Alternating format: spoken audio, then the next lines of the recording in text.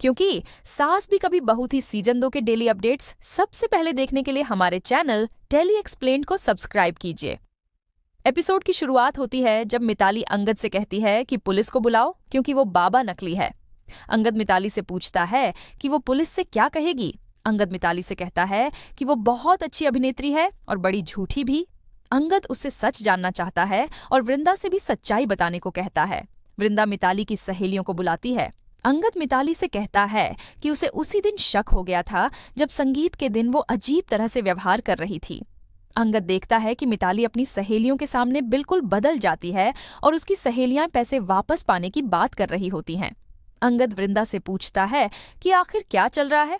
वृंदा को पता चलता है कि मिताली की सहेलियां पैसे की वसूली की बात कर रही हैं।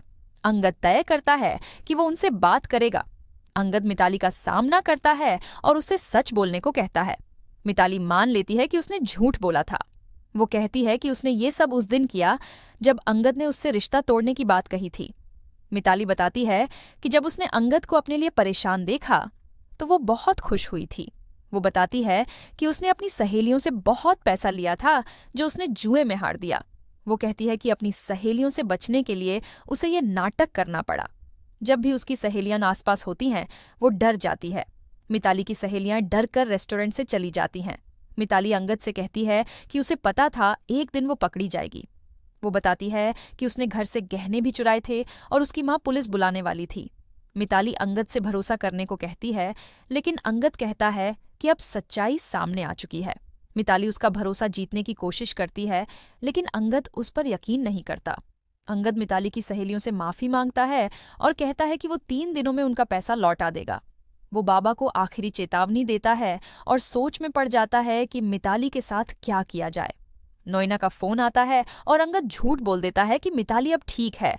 नोएना सुची को बताती है कि सब ठीक है। सुची कहती है कि मिताली बहुत किस्मत वाली है जो उसे अंगद जैसा जीवनसाथी मिला, लेकिन अंगद मिताली से रिश्ता तोड़ देता है। मिताली उससे रिश्ता न तोड़ने की विनती करती है, लेकिन अंगद कहता है कि उसने कभी उससे प्यार नहीं किया और उसने उसका भरोसा तोड़ा है।